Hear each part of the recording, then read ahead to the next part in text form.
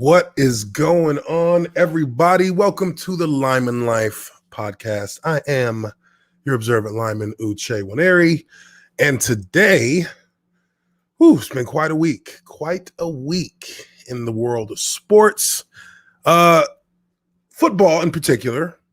Obviously, for many of you out there who are football fans, you likely heard of the passing of Bears Hall of Fame running back Gale Sayers. He died at the age of 77. Now, I'm not going to lie. I don't particularly know a ton about Gale Sayers. I always heard that he was the Kansas Comet. And also he was considered, I guess, the first real elusive running back, that first elusive style running back in the NFL. And, really, he's big on Madden. I played with him on Madden. He's pretty good. So that was probably the extent of my knowledge, just knowing those few little things about him. I watched some highlights of him, obviously after the announcement of his passing. And, RIP Gale Sayers. Gone at the age of 77. Really,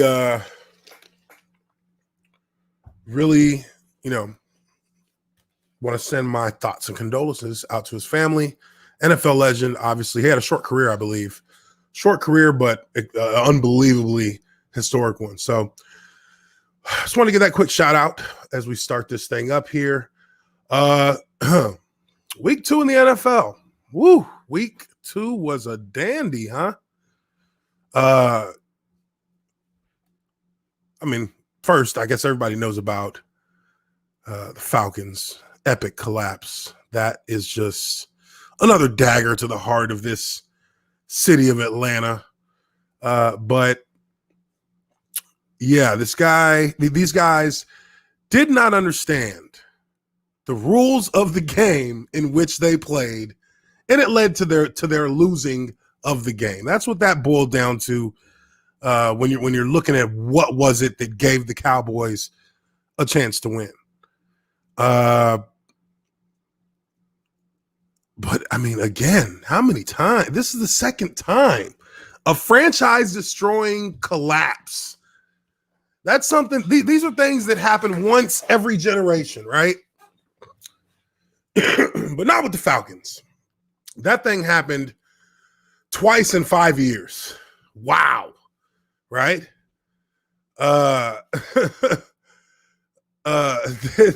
It's amazing because I watched most of that game. I keep up with the Falcons. I'm a Jags fan, but hey, one can only live in such despair. So, the Falcons, these guys just once again, just not able to close out a game. And the crazy thing about it is, in my opinion, I would have fired that whole coaching staff after the Super Bowl. I would have fired that whole coaching staff after the Super Bowl with the way that the Falcons came out in the second half with a 28-3 lead and gave it up to Brady and the Patriots. And then you come to Dallas and everything seems to be going just fine. And truth be told, I was done with the game at halftime. I was done with it at halftime. And I would check in periodically. And I was like, wow, so these Falcons are kind of letting these guys back in the game, huh? Like these guys are just really climbing back into this slowly but surely. But there's certainly no way the Cowboys are going to come back and win. It's the Cowboys.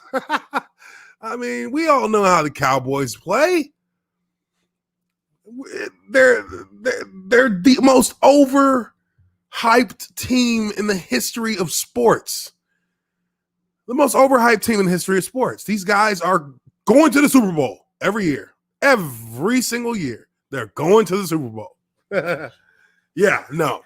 So Cowboys climb back, and really, even with them getting ready to take an onside kick, you got to think to yourself, these are professionals.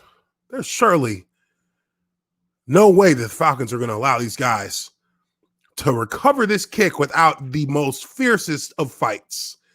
I mean, it would have to be a perfect kick.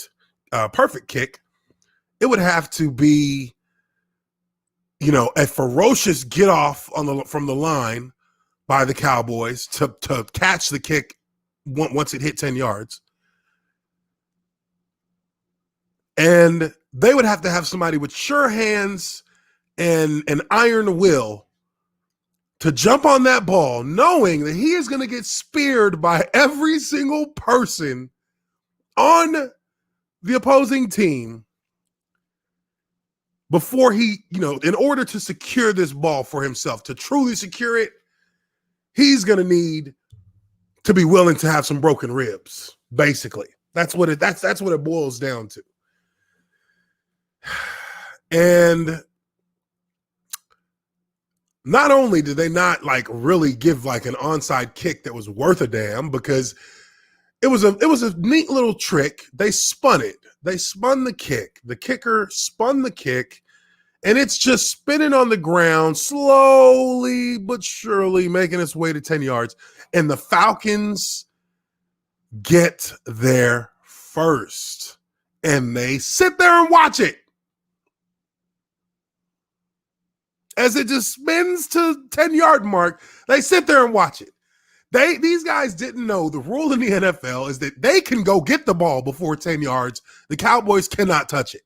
So the Cowboys are standing there with them. They're standing next to each other, just waiting, like they're like it's a spinning top. They're waiting to see what prize they get. And what is that saying? Ask stupid questions, get stupid answers. Cowboys jumped on the ball, won the game. It's pretty hilarious to me that the Falcons could just could go into a situation like that, and their special teams coach isn't talking about what they need to do to make sure that they get this onside kick. Remember this, remember that. These are the things that offensive or special teams coaches these are the things that special team coaches talk about before they send you on the field to do any kinds of kickoffs. And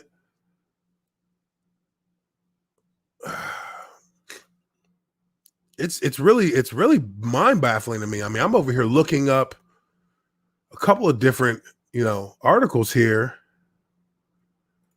The Falcons owner actually comes out himself and he says it. He says clearly on the last play of the game, and this is Falcons owner Arthur Blank. He says clearly on the last play of the game yesterday, our players, didn't do what they were either instructed to do, or they didn't understand it.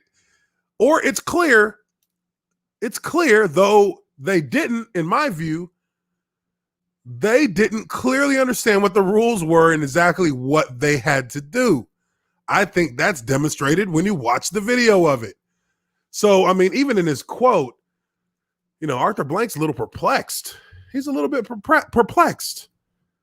He couldn't believe it himself. He's like, they couldn't have known the rules because there's nobody else. That's not what you do. But Falcons collapse, and the Bears are still undefeated. That's a surprise.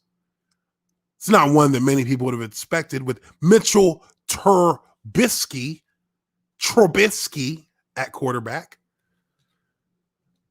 But there's teams that are actually, there are some teams that are playing pretty well, and it's mainly due in part to the quarterback play. And Chicago is a prime example of that. Chicago is a prime example of that. But, a lot of action in the NFL this past week too. Obviously, we had the injury bug hit the NFL. Nick Bosa, Saquon Barkley. I mean, there were ACLs getting blown out everywhere this week in the NFL. Everywhere. That's crazy.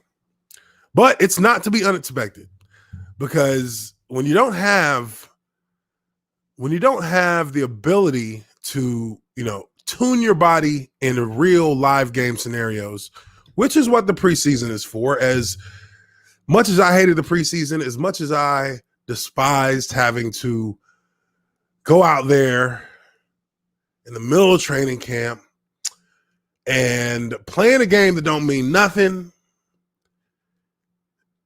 you need to be out there for a little bit. There's no doubt about it. You have to have a little bit of work in the preseason and live scenarios. It just kind of gets your body used to working at that speed, because even when you're working, you try to work at game speed in practice, but there's no game speed in practice. I mean, you're going fast, but it's only up to a point. And, in a game, you're going fast and it's past that point. So when you don't actually work in that kind of scenario, those smaller stabilizing muscles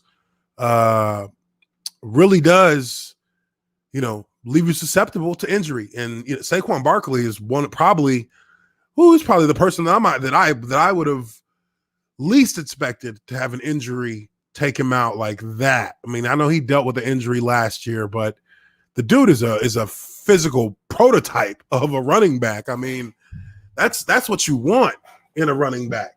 God dang, my chair keeps sliding down.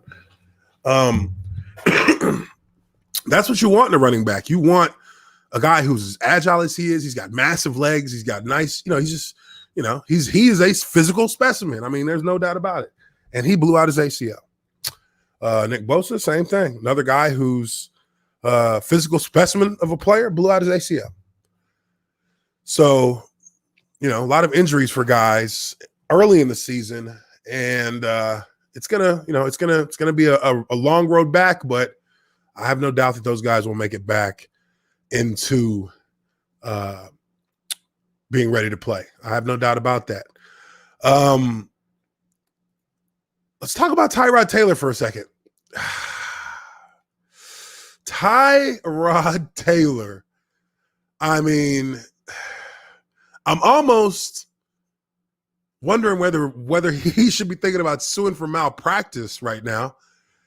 Team doctor accidentally punctured Tyrod Taylor's lungs right before their game against the Kansas City Chiefs. I mean, you can't make that up. You can't make that up. There is no scenario that I've ever seen, and I've watched the guy get his lung collapsed on kickoff return, but that was back in the days of the wedge, back in the last days of the wedge. So, that's a little bit different. But Tyrod Taylor's team doctor, and let me share this with you guys. I'm going to read off from this article here off Bleacher Report. All right, so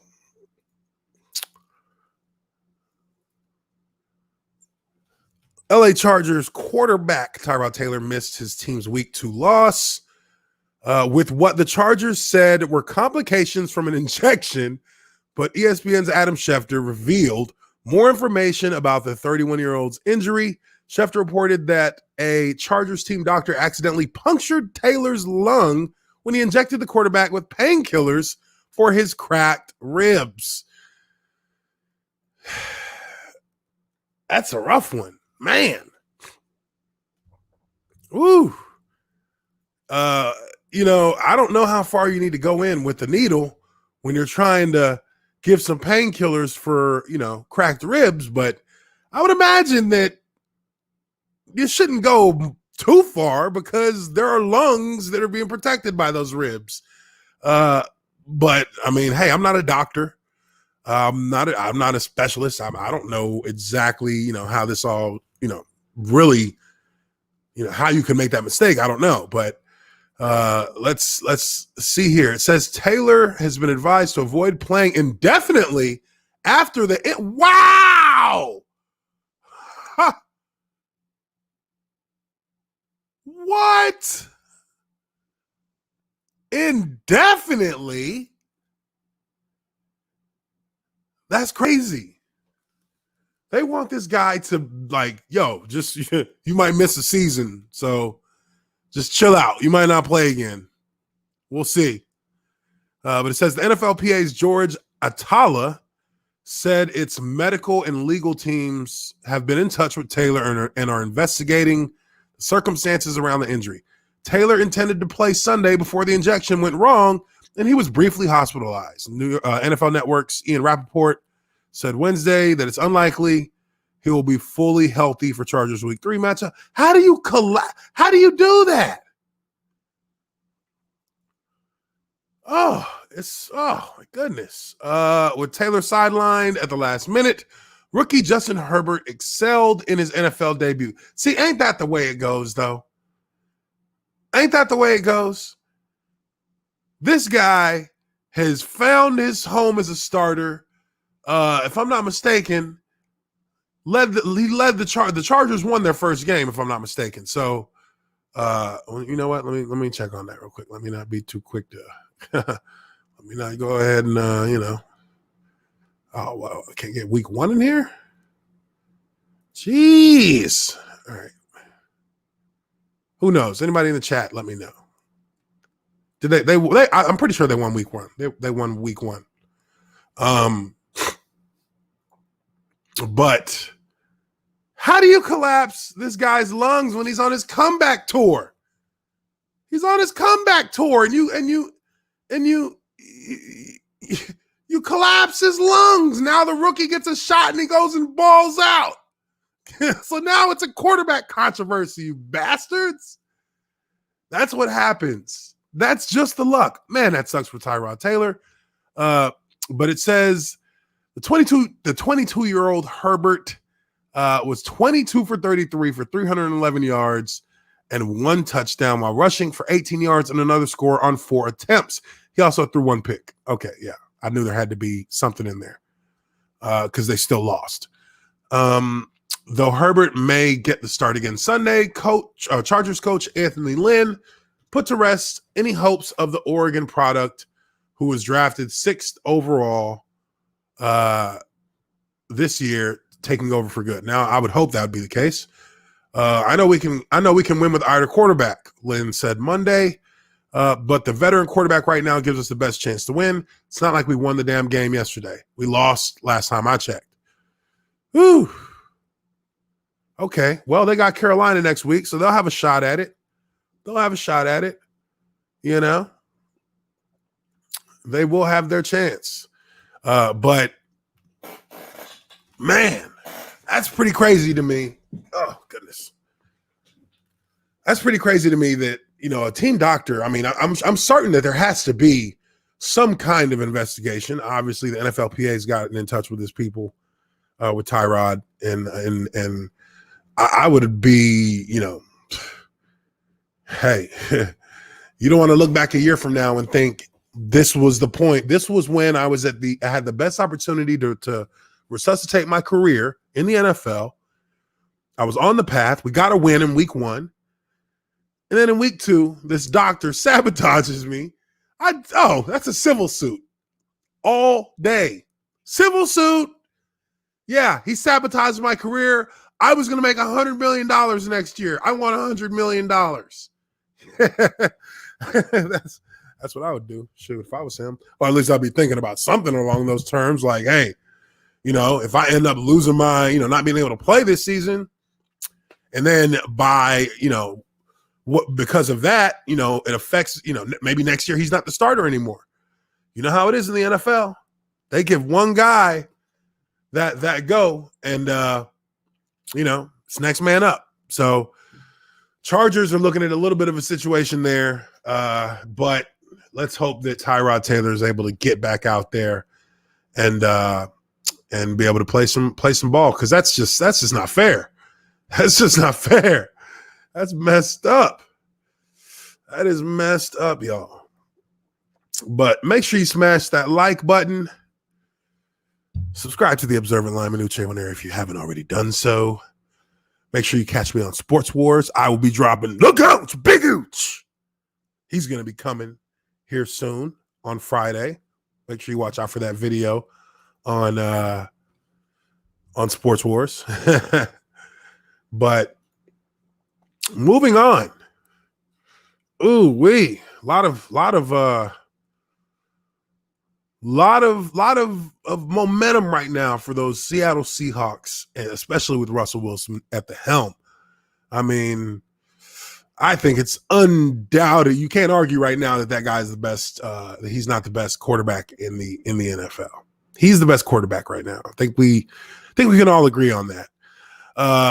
But I think we all kind of expected Seattle to compete. So, I'm not going to go too much into talking about them, but I do want to talk about these Raiders and these Buffalo Bills. The Raiders, the Bills, these are teams that are, I wouldn't say overperforming because they're actually talented teams. I would say that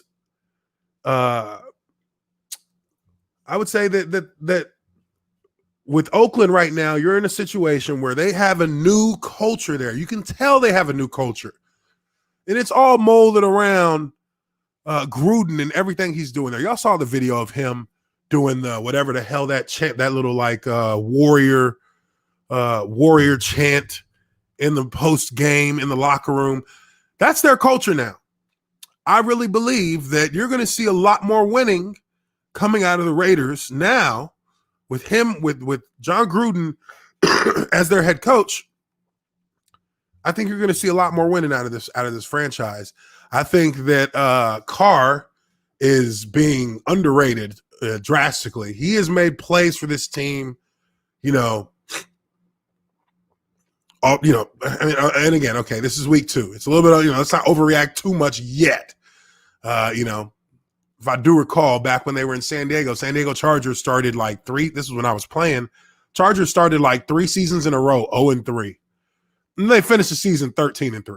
So, let's not overreact, but let's be pleasantly surprised with the fast start from the Las Vegas Raiders, because that's what they are doing right now. These Las Vegas, Viva Las Vegas. These Raiders are balling right now, and I want to give them some props. So we're gonna check out this article here. Once again from the Bleacher Report. And it's buy or sell. So I'm buying Vegas along with Bleacher Report. I'm buying these guys. I'm buying them for 3-0 after this weekend's game. But it says here, Las Vegas Raiders might not be the biggest surprise of 2020, but after they thumped the New Orleans Saints, yes, thumped. They soundly dismantled and outplayed the Saints. And the Saints didn't play terrible. They didn't play terrible. I mean, I just don't think that, personally, I just think that the Saints, and sorry to my Saints fans out here, I just personally think that the Saints have kind of, they've hit that peak. They're starting this now. I don't think it matters really, that win over Tampa Bay was nothing. That was expected. We expected New Orleans to beat them. But yeah, I think they've hit that point. They peaked. They peaked, I think. They peaked, and the last 3 years have been the years for them to get back to the Super Bowl, where they had those devastating last-second losses, heartbreaking, heart-wrenching losses. Those were their peaks. That was when the Saints, when they were in peak form, everything was at its peak in the organization. And, chance just so had it that they would not get back to the Super Bowl in those years. But now I kind of feel like they've passed that peak. But the Raiders beat them. And it says a squad that has won 13 games in each of the last 2 seasons. They're 2-0 and just might be the breakout team of the year. The Raiders don't appear to be a mirage either. While they're far from flawless, their new look offense appears to be one of the best in the NFL.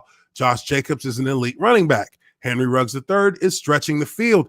Even if he isn't consistently making plays, And Darren Waller is playing like the next great NFL tight end. Perhaps more importantly, Derek Carr seems to have regained the MVP caliber form he had back in 2016. He has completed 73.5% of his passes for 521 yards, 4 touchdowns, no interceptions. Only 3 teams have scored more points this season than Las Vegas. While the defense is flawed, it can make plays when needed. Saints scored just 7 points in the second half. The Raiders might not be ready to challenge Kansas City, but they should be a playoff team. That is a hell of an overreaction. That is a hell of an overreaction. The Raiders, that comes from a winning culture. That's what that comes from. Because in the NFL, and I got a taste of a winning culture. I got a taste of a winning culture, and that really was in my first, third, and fourth years in Jacksonville. Even though we went, my rookie year we were in the playoffs. My third year we were playing for the playoffs in the last game. Fourth year we were playing for the playoffs in the last game. Fifth year we were playing for the playoffs in the last game, actually. And I would say in my rookie year and in my third year, those were the biggest portions of like a truly, truly winning culture. Like in Jacksonville, we expected to win my rookie year. Like I got to join that team while they were in the midst of seeing a winning culture, bloom. So I got to get a taste of that and a culture, having a winning culture, having a good culture in your franchise, in your team is so important to being able to win a single game.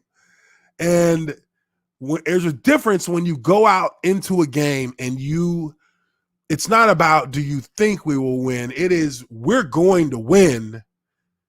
And that's just how we see it. There were games when it didn't matter to me who we were playing. Like my rookie year, I was like, it doesn't matter. We're winning. We're winning because that's what we do here. We win. And then my third, my fourth, my fifth year in Jacksonville, it was like, we better win. We better win. And then it went from we better win to I hope we win. I'm going to try to win. I'm going to try to win. I hope we win. To when Mike Mularkey showed up at the door, it was, I want to get traded. What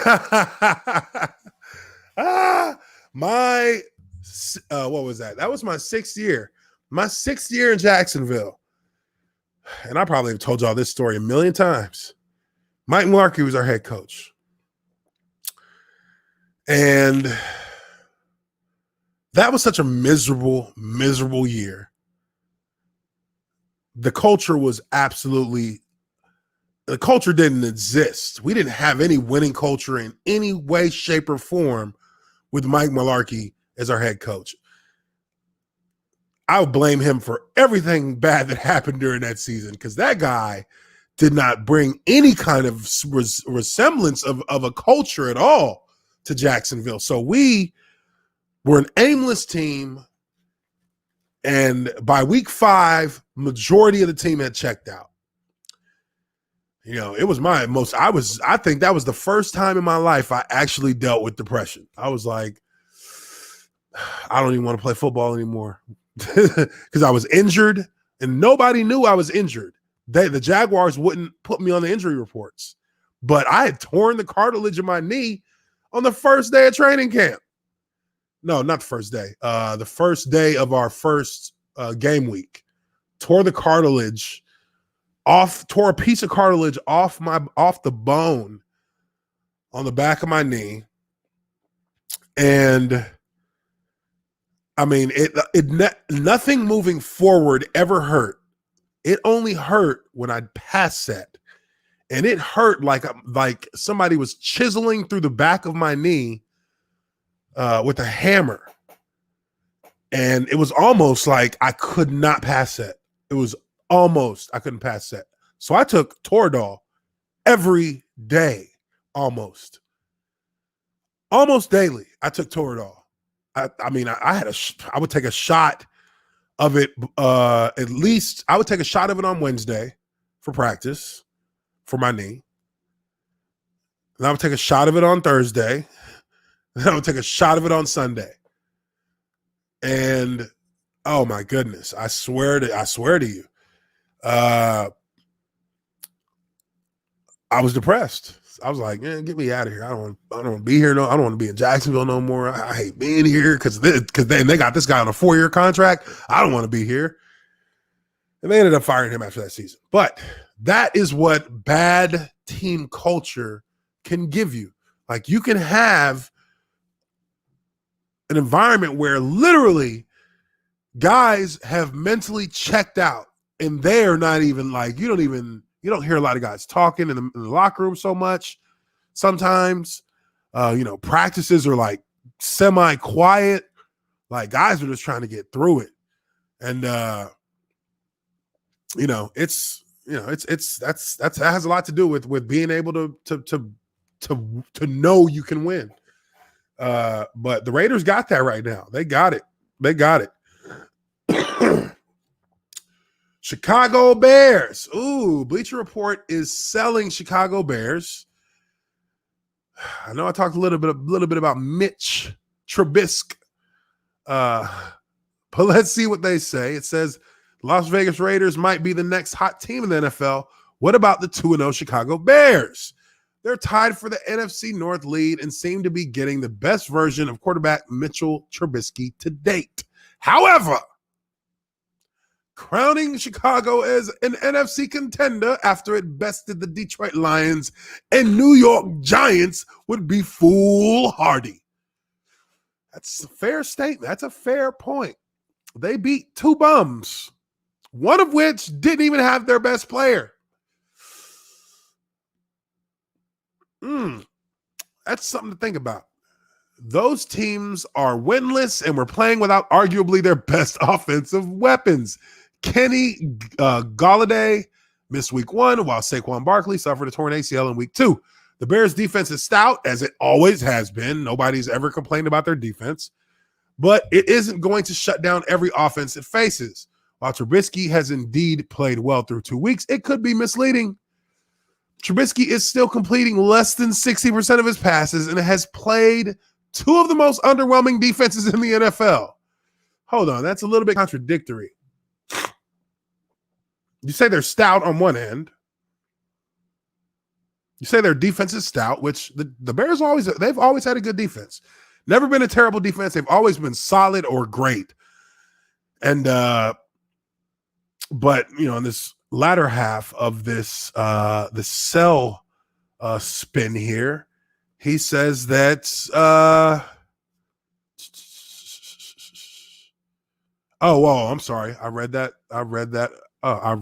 incorrectly. Trubisky is still completing less than 60% of his passes and has played 2 of the most underwhelming defenses in the NFL. The Lions, who were ranked dead last in pass defense a year ago, and were missing rookie 3rd overall pick Jeff Okudah in week 1. The Giants ranked 28th in pass defense, and while they've shown improvement this year, they've still allowed 5 touchdowns and logged just 2 interceptions, both off Trubisky. Okay, so yeah, sell them. They're not for real.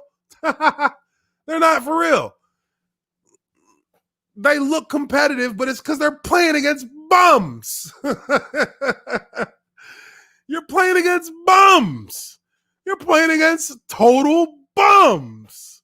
So the Bears are still sorry until they win against a good team. Let's just put it like that. That's how I'm looking at it. Until they beat a good team, they're bums. They're bums. Now, these Buffalo Bills, I'm buying these Buffalo Bills, and I'm buying them. This boy, this cat, Josh Allen, whoo! He's been playing his game, and I like that. He plays his style of football. He is a hard-nosed quarterback. I think it's actually been a long time. And I'll actually say, honestly, there hasn't really truly been a hard-nosed quarterback in the NFL, in my opinion, since Brett Favre.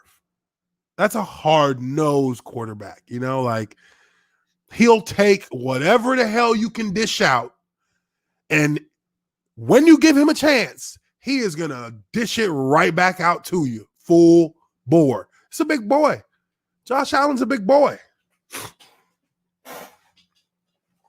He's a big boy. He's a big boy. But let's take a look here at Buffalo real quick. Buffalo Bills quarterback Josh Allen showed flashes of talent in his first 2 pro seasons, but he struggled with consistency, pocket awareness, and accuracy. He completed less than 50% of his passes. Now, in year 3, Allen looks like a brand new quarterback and one who could follow Lamar Jackson as a surprise MVP candidate. Through 2 games, Allen has completed 70% of his passes for 729 yards, 6 touchdowns. No, man, those are some monster numbers. Those are some nice numbers. He's also rushed for 70. Oh, whoa. What did I do there? I accidentally ended the share. Let me go back. Sorry. All right. Let's see what it say here. He's also rushed for 75 yards and another touchdown. Just as importantly, he's shown the poise under pressure that suggests he is indeed the franchise quarterback Buffalo believed it was drafting. And I mean, I'll be honest, I agree. I really do agree. I think this kid has really turned it up. He's brought his game to a whole nother level. Now he has Stephon Diggs as a wideout. I mean, they got a squad. And it's been, really, truly, it's been a long time since the Buffalo Bills have been consistently a player in the postseason picture. And really, like, this is, I'm buying this all day. He's got ice water in his veins, man. Head coach Sean McDermott said. Can Allen sustain his greatness through the 2020 season? Absolutely. He's likely to fall back to earth a bit statistically. He's played the New York Jets and Miami Dolphins so far, but his confidence, athleticism, and arm talent, and new number 1 receiver in Stephon Diggs aren't going anywhere anytime soon. So yeah, I mean, I'm definitely on that Josh Allen bus. I was liking the way he played. Going back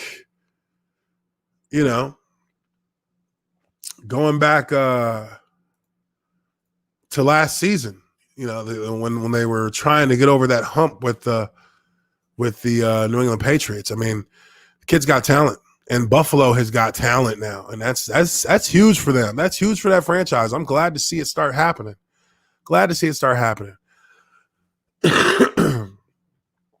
All right, let's see what else we got up in here.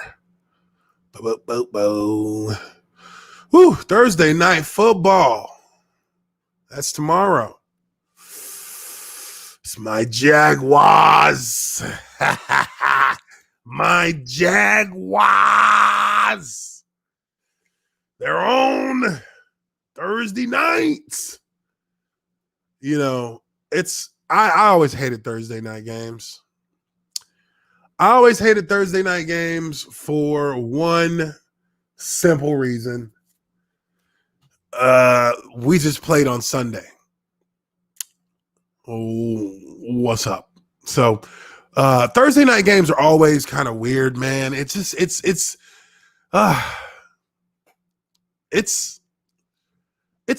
an odd day to play a football game and then try to get back to to finding that regular routine, because this is what happens on a Thursday week, right? So here goes my chair again. So you play a game on Sunday, you come in on Monday, you're not in pads, but you're still doing a practice. You do a practice for about an hour and a half because you don't even watch the film from the game. What you do is you catch little parts of the film, on your own time. Really, you don't watch any of the game film from the Sunday game when you're getting ready for a Thursday game. So there's not that you miss that day of like seeing, what you could have done better, just kind of self-critiquing yourself and just really, finishing the digestion of that Sunday game that you just played. You don't get that. So on Monday, you go right back into practicing. On Tuesday, you basically have a full padded practice, but in shells. So you have shoulder pads on, you have shorts on. To an offensive lineman, that is a full padded practice. That's a full padded practice. So we have full pads on Tuesday, walkthrough on Wednesday, and then we play another game on Thursday. And I tell you what, boys, we get an extra dose of some painkillers for this one because, man, yeah, it's you go into my first Thursday night game in the NFL. I was kind of caught off guard. This was my second year in the league, and as a starter, and we were playing against the Titans, and when I went out for pregame warmups, it felt like my bones were all just grinding against each other still from the previous game. Like my body had not recovered. It was not recovered from the Sunday game. So I was right back in to playing another full game. And I was for the first quarter of the game, I was miserable. Because I was like, man, everything kind of hurts. I can't, I don't know if I'm playing well. Like, why we got to play twice in 5 days? That's not fair. But Thursday night game this week is going to be between my Jaguars and the Miami Dolphins, and I believe this is being played in Jacksonville. Yep. So it's going to be a Duval. Now I know that there's been a couple of little rumors about OBJ in Jacksonville, if I'm not mistaken. But it's I don't even know what to say about this game. I thought the Miami Dolphins were going to be a better team. I'll be honest. Fitzmagic it was looking rough in week 1 for Fitzmagic. It was looking real rough. Don't know if that guy's, he is a guy you put in, you sign Fitzpatrick off the street, and then he comes in, and then he balls out for your franchise for that year. This is the rule with when you have Fitzpatrick as your quarterback. You have him for one. You have to sign him off the street. He cannot go through training camp with your franchise, or you're going to lose. You need to sign him off the street, and then he comes in and he balls out the entire season. Then you cut him and you let him sit and you hope nobody grabs him because secretly you need him. But you know that you can't let him go through training camp, because if he gets, it's like you're putting a hex on the Magic. The Fitz Magic is now just Fitzpatrick when you allow him to actually kick it with your team. Like, he can't be in the locker room in the offseason. He has to come in Monday before the first game. You give him a crash course on the playbook, and on Sunday he throws 3 touchdowns and you win. That's how you got to do it with him. That's how you trigger the magic. You got to trigger the magic. Fitzpatrick is the guy who plays through training camp, the guy who gets comfortable with receivers, and then instead of playing on instincts, he's thinking and he's trying to actually run the play that you picked. He's trying to run the play. That's you can't do that. You can't do that. You have to bring him in. That's why it's magic, because he didn't even get the playbook, really. Like, we only gave him a few plays, and the guy's out there over 356 yards and 4 touchdowns. Just we don't even need him in practice. Take a day off, Fitz. Take a day off. Like, that's how I would handle it. Because every time Fitzpatrick gets in a training camp, the real him comes out. Every time he gets a training camp finished and plays in the season, the real him comes out. And Jaguars, with Minshew mania, Jaguars are, I don't know. I don't know what to say about the Jags right now. I really don't. I don't think that Jacksonville is. Don't be fooled. And I don't mean that in the worst way for the Jaguars. I'm just saying, just because they won week 1, we should all temper our expectations, because it don't mean nothing. Week 2, they lost 33-30 to the Titans. That is more. I mean, and when we're talking about them being a competitive team, in the best case scenario, that is how I would expect most, as in 90% of their games, to play out this year.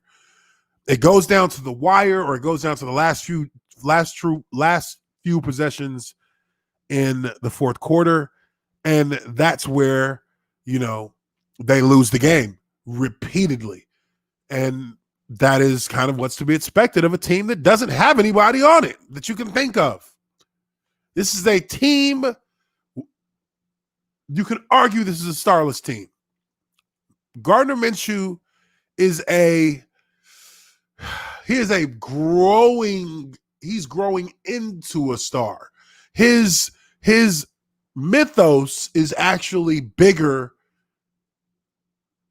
than the reality of what he is in the situation that he could potentially be in, which would be completely unfair to him, because one,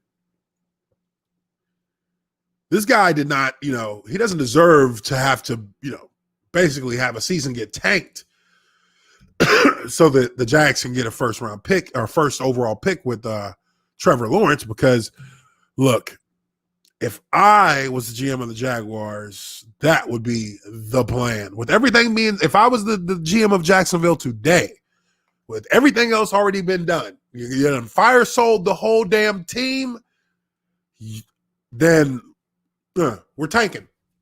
Get every loss. Every loss. What? You think I would have kicked that? You think that I would have let the Jaguars win week 1 if I was a GM? Hell no.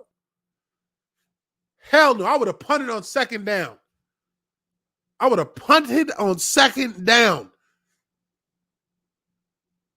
Tie game. Yeah. Fans might be happy if we beat the Colts, but they'll be even happier when we get a franchise quarterback in here who can be here for 10 years and actually lead us to something worthwhile. So, punt the ball. That's what I would have done. I would have punted that mug. I would have punted it every time, every other possession.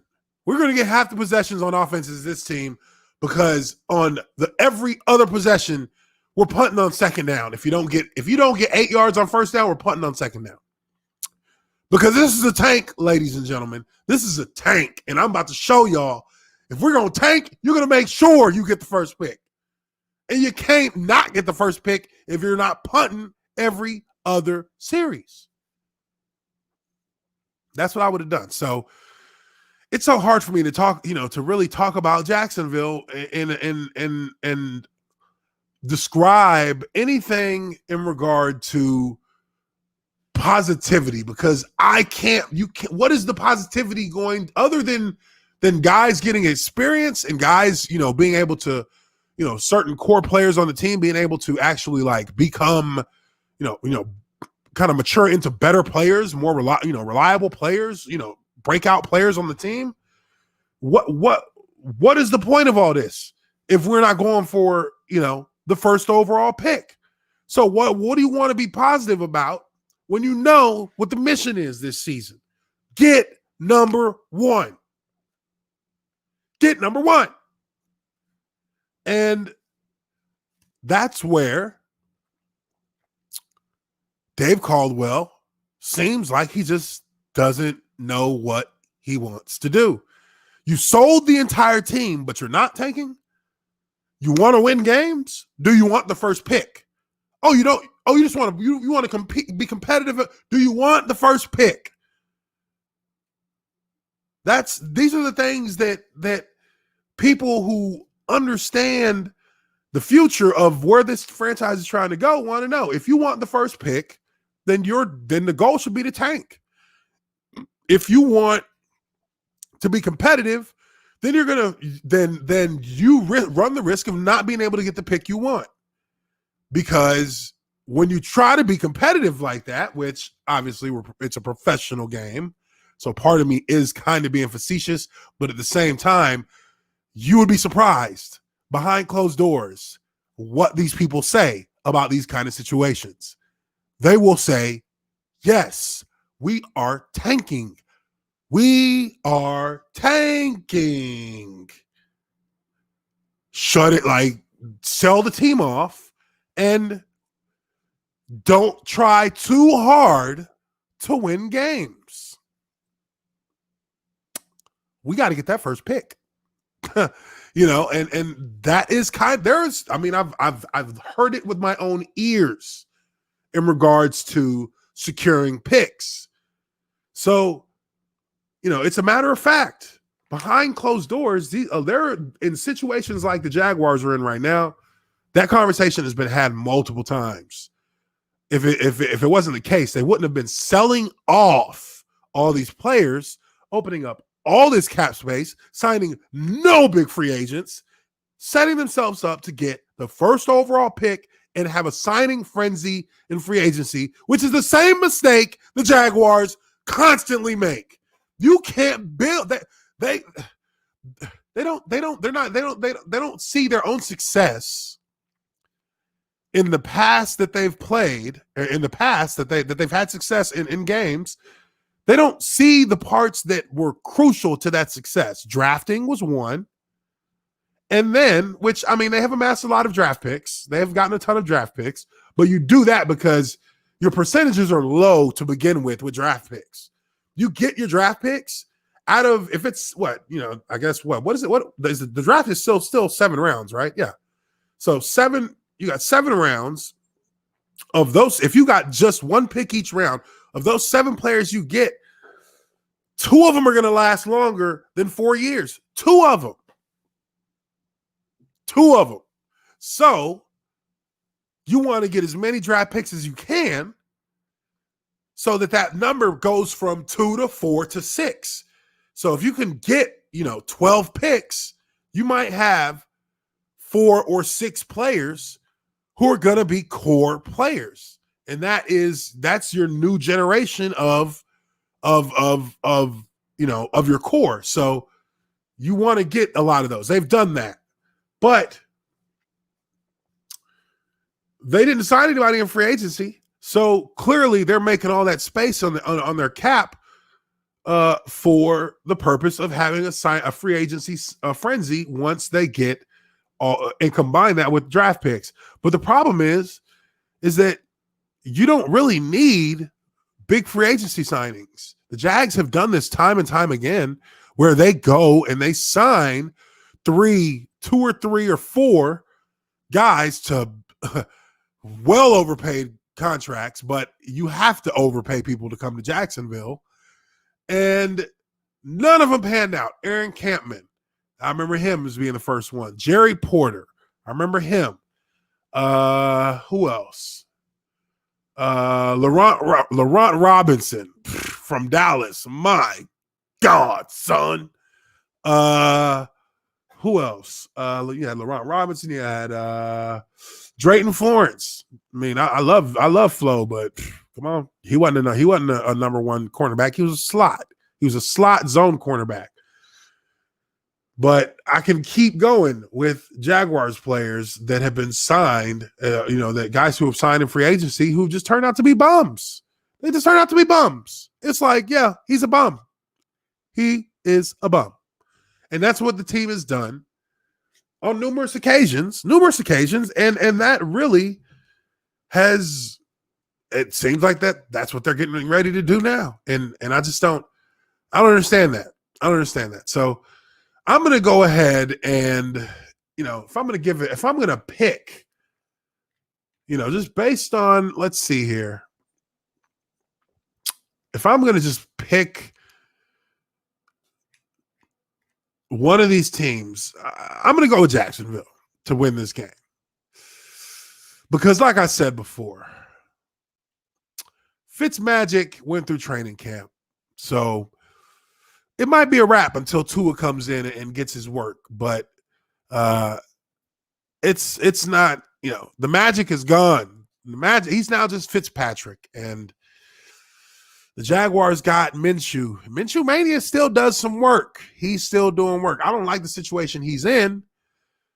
I don't like the situation he's in at all, but the kid got work. And I think if he has a good season, then he can have an opportunity to get the hell up out of Jacksonville and go get some money somewhere and compete for a starting job. If he can get it, he can be a franchise quarterback for somebody else. But as I see it right now, he's stuck literally between a rock and a hard place.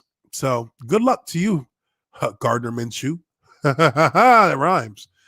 But that is going to do it for this Lineman Life podcast. I really appreciate you guys for being on here with me today. You guys have been in here consistently. I really appreciate that. I just kind of go with whatever flow I feel in these, and I really hope that you guys enjoy it. Make sure you smash that like button. Make sure you are subscribing and sharing my videos. I'm seeing this thing start to pick up momentum, y'all. Come on. I'm seeing it pick up momentum. Channel's getting a lot more views. Videos are getting a lot more impressions. Keep sharing it. Keep showing the love. And we're going to keep moving this thing straight forward with you. And next week, I hope to have on old teammate of mine, Russell Allen. For any of you who don't know about Russell Allen's story with the Jaguars, this guy was an undrafted free agent out of San Diego State. This guy played his ass off on the field. And, in his fourth year, if I believe so, if I'm correct here, his fourth year, he had a stroke on the field during a Thursday. I think it was a Thursday night game that we played in. So it's really, I really am looking forward to speaking to him, man, because I really care about the dude, and I know that when all of that happened, we were shocked, but there's a lot of things that me and him will be talking about in regards to that, and just regards to what he's been up to since then. But that'll be for next week. But I really do appreciate each and every one of you guys for being in here. Y'all make this fun for me to do. I really do genuinely enjoy coming on here and just talking with it. And don't think I don't see you guys in the comment section. I see you guys questions, and just for a matter of letting you guys know now. I see them, I read them. There's some that I will comment on as I talk about what I'm doing here on doing during the show. But get that super chat in there if you want me to read it and go into detail. Shameless self plug. But again, I really do appreciate every one of you guys for being in here. That is going to be it for us here today, and I will see you guys on the next Lineman Life podcast. Peace.